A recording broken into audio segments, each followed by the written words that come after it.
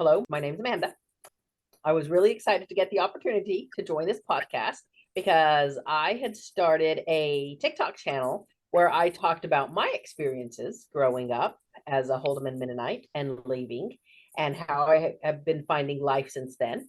And I think that it is very therapeutic for people to be able to tell their stories, because once we start to tell our stories, the more we hear ourselves talk, the more we can work through the emotions that come along with our stories or that have kept us stuck. And it gives us a really good idea of where we are and where we want to go. So I just think that a lot of times talking it out is very therapeutic. And when I got the opportunity to join this podcast, I was very excited, because I think that people need a safe space to be able to share their stories and their experiences. So that was my motivation for getting on board. I'm Waylon. I have always been interested in emotional health, in people's what makes people tick emotionally, mentally. I heard it said at some point that a person should wait about 4 years after making a major life change before starting to advocate or starting to talk a lot about that change.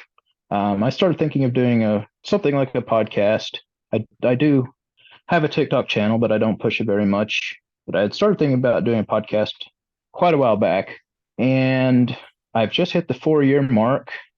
And I think that that's true because I've actually changed my motivations to some extent. At first, I was kind of upset, wanted to convince people to change from the way they were to the way I thought.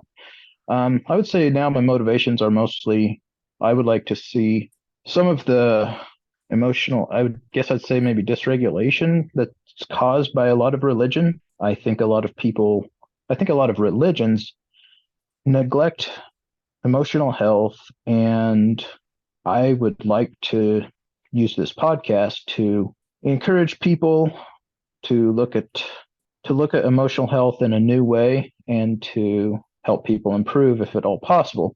I do think that telling our stories is a big step in helping ourselves work through all of the things that we've been through. Sometimes it just takes verbalizing our traumas to help our brain work through them. And that would be my main motivation for doing this. Well, I'm Caleb. I think one of my goals here is that we could normalize having these kinds of conversations openly. It seems like a lot of times there's shame, guilt that follows us out and when we leave the church. We want to kind of normalize discussing those things. And another goal for me would be that is to help people, kind of mirroring what you guys have said, to help people find a voice and find some courage to speak up and speak out. We aren't always excommunicated for the reasons that we leave for. In other words, we might leave for reasons other than what we're charged with. So I think it's good for ex-members to share their stories and to get their truth out to the public.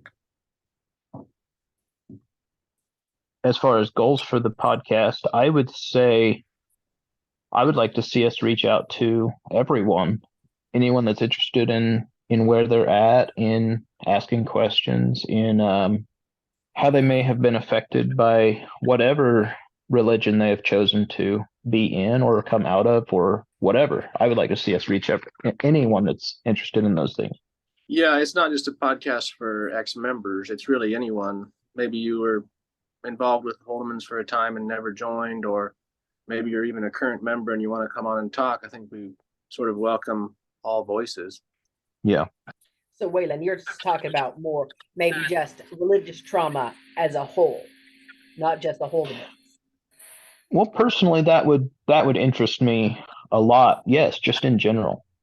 I've done the 4 years that I've been out, I've spent about 3.5 of them in therapy.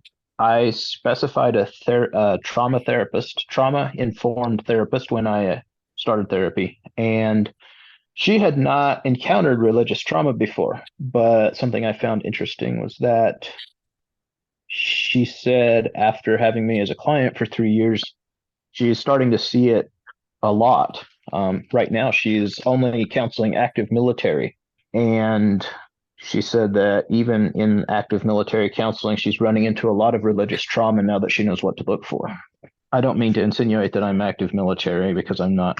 I am the only civilian client she has, because I stayed on from her old practice, I guess, and everybody else left. So she does me after hours, but her job is active military. My therapy journey has been a little bit of everything. I tend to enjoy all of them, I guess. And what I mean by that is I've seen conventional therapists, and I have seen life coaches, and I've seen shamans, and I've done some hypnotherapy.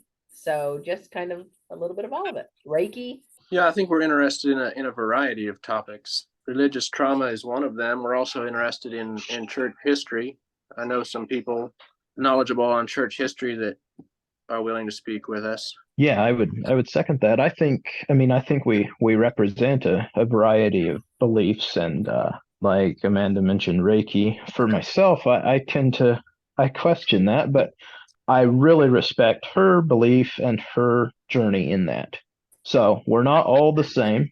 We're actually fairly diversified here. And I think Amanda questioned some of my beliefs on what life is all about. I don't question them.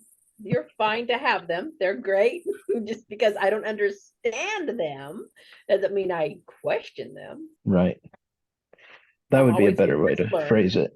Yeah, I think that's important for our listeners and our guests to know, is that we all have our own opinions, and they can come on and share their opinions, and then we'll all just have a discussion, and we don't all have to agree in the end.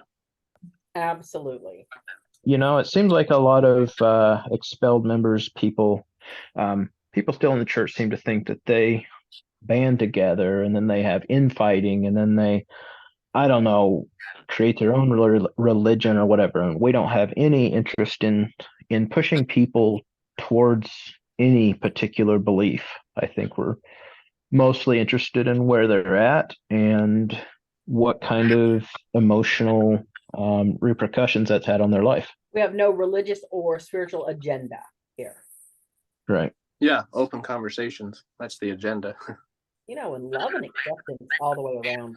It's just amazing to me how it seems like that is missing in so many conversations. Yeah. It always amazes me who thinks that they get to speak for God. But it takes that saying, but for the grace of God, there go I, like, hello. I think the value in sharing your story is also in helping other people, helping the listeners with some of their own struggles they might be in.